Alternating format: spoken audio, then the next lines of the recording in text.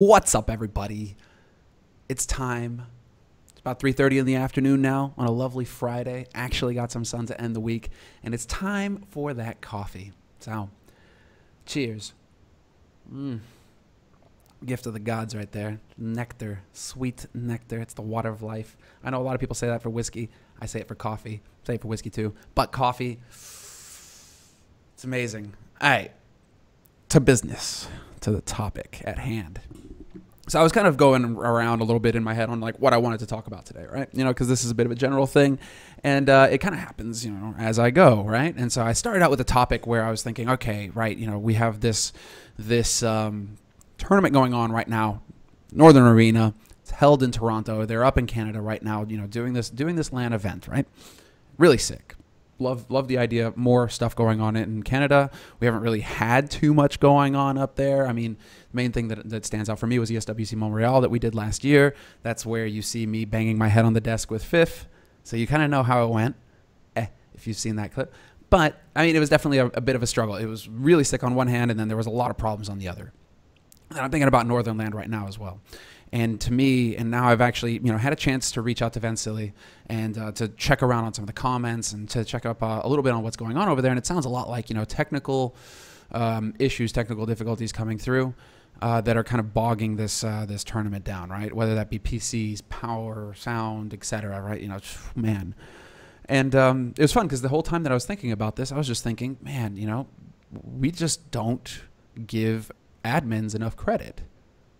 And all I'm thinking is just like, you know, admins are like a good admin, right? Good admins are worth their weight in gold because, you know, most tournament organizers, all they're thinking, you know, is like, my kingdom for an admin who knows what he's doing, who's prepared, who's experienced, experienced, and who knows how to basically set everything up so that the show runs smooth. There's so many moving parts in putting together a successful event. And I've seen it in some of the comments where people are saying, oh, well, this is all you have to do, right? Bam, bam, bam, bam. And, you know, yeah, obviously a few of those points, yes, but then there's so much more that comes into it, right? Your choice of venue. Where are you actually running your event out of? Okay, great. Now we've settled on the venue. Now the layout. Where are we going to have everything so that it makes sense and so that key parts of the production infrastructure get what they need to function? Okay, we got that sorted. Great. Now internet, kind of important for an online game. Okay, now we got to look at that, right? Do we actually have an internet line that can support the demands of running a LAN tournament that needs to be connected to the internet and also be able to put on a top quality, you know, 1080 FPS, whatever, you know, flashy stream, you know, the best kind of stream that you want. So, you know, all of the, and these are just listing a few. Then it comes into your staff. Do you have people who are experienced enough to be able to put on the event? Do they have a vision? Okay, right, this is how we need to run it. We've done it this way in the past. What did we change from the last time? What did we learn from the last time? Is this our first event? Okay, what have I learned from other events that I can try and bring into my own? And then you're just going to start running into all sorts of different problems, some that don't even pop up until 10 minutes before the game goes live. And so it's just a nightmare. And thinking about this stuff, I was just thinking, man, there's two admins to me that really stand out that I just adore, right? And that that for me are like the heroes, the unsung heroes. You know, they're like Batman. You know, like, well, I guess Batman gets a lot of attention, right, when he's doing his gig. But you know, they come in from the shadows. They just knock out all the technical difficulties with some crazy kung fu ninja shit that you've never seen before, right? But they're prepared, man. They've got the plan. They go in. They free the damsel in distress, which is the game, and then they manage to get the game out to security, and the stream goes off, and everything is perfect, right? That's what's up. That's what these admins are.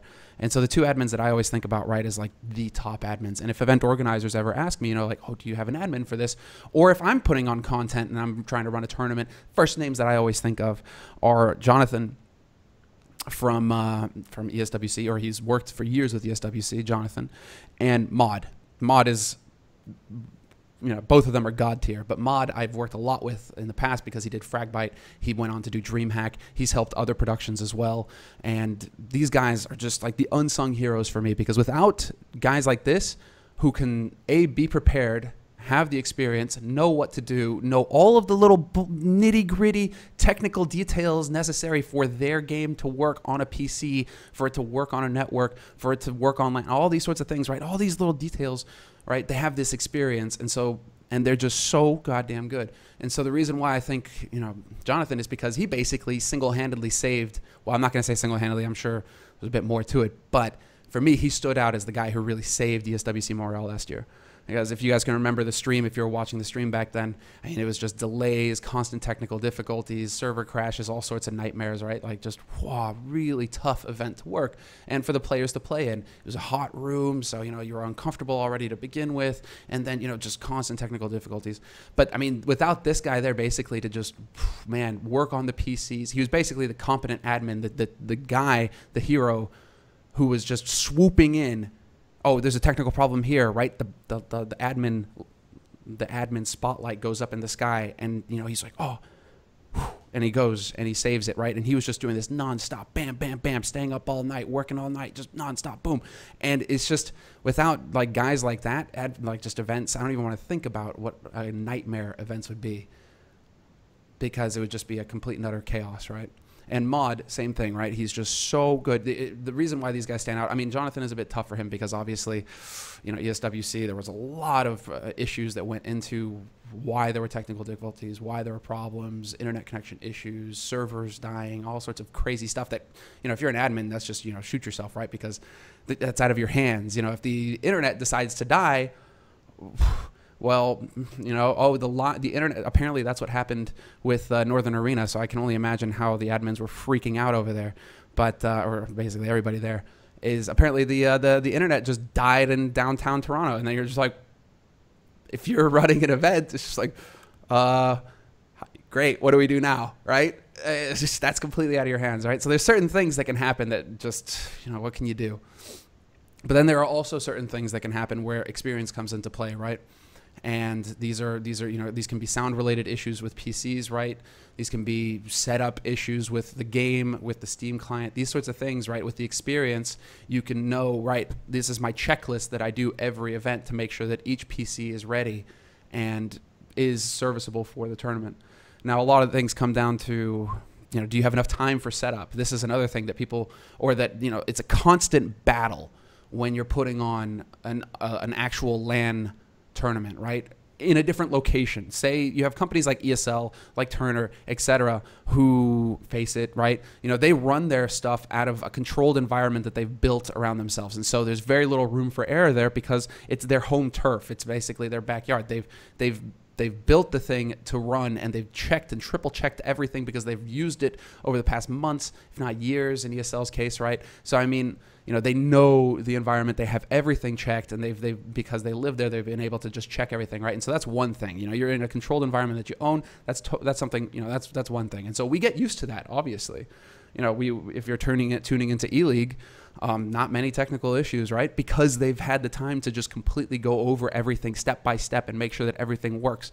When we did the when we did the rehearsal right before the first episode, right, of the E-League first season, they even simulated in that rehearsal, and this was a legit rehearsal. Usually when you show up at events as a commentator, right, you know, they want you to do a rehearsal, and in general that's just a mic check and to make sure that the sound works for the mic, and then, you know, you're there you go, there's your rehearsal, right? Because everything is ad-libbed anyways. It's not like we're following a script on our side, right? Us, it's just like, okay, you're live in 5, 4, 3, 2, 1, go, and then there you go, show's on, and run with it. I mean, I'm obviously simplifying a few things here. Some event organizers, you know, there's a little bit more to it. ESL, for example, sometimes there's an actual rundown, and so you can be prepared. But as a commentator in general, game goes live, you go live, pretty simple. And so, you know, you go.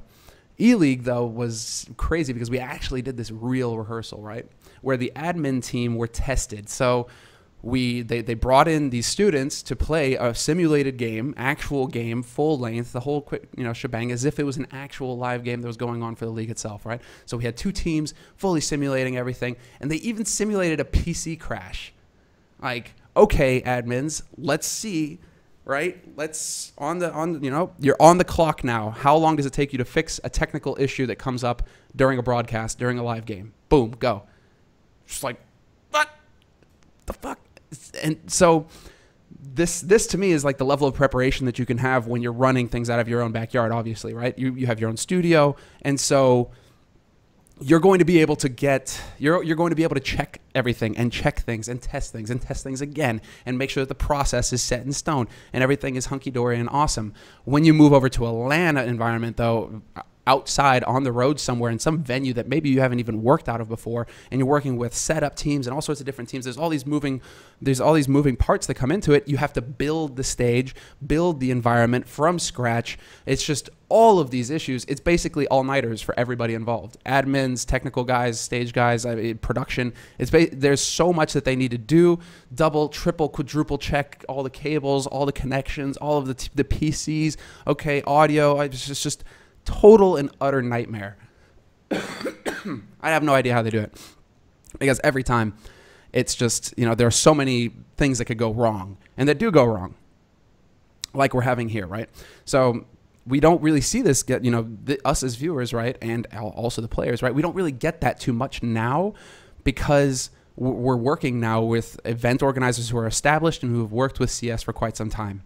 And so ESL, for example, Face It, DreamHack, these are veterans at this point, right? They know. And then you have the odd exception like E-League, but E-League is also, they've got their own controlled environment. And so, and a whole team, a big team to work on that. And so they're a bit of an exception. They came in, but they've been doing broadcast for years, right? So they know the game. They know how to do that. But when you're talking about event organizers who haven't got that experience, and who knows like what kind of team they're bringing in. Do these guys work regularly with esports? Not a whole lot going on in Canada, let alone North America right now, as far as broadcasts are concerned, that aren't ESL and maybe MLG. I mean, we had one MLG event this year, as far as I know, apart from, tricky when it comes into somebody who doesn't have the experience, right? And they're coming in and they're trying to wrap their heads around, right, this is everything we need to do to run this. You need 10 PCs, you need the broadcast guys, and well, all right, my point is basically, we're coming in as viewers, we're used to a standard that's up here now, right? That there are no technical delays because everything's been ironed out, and we're working with veterans who know exactly how to dodge these things. We're working with experienced admins who know how to dodge these things. Another admin is Graham, who works for ESL. He's the head admin. He's the guy who's set up, who's in charge of making sure that things run smoothly for ESL. I mean, reason why Graham doesn't stand out for me is because there's usually more technical issues with ESL events than other events, but I don't think that that's entirely his fault either. So it's a bit of a tough break for him. But yeah, I mean,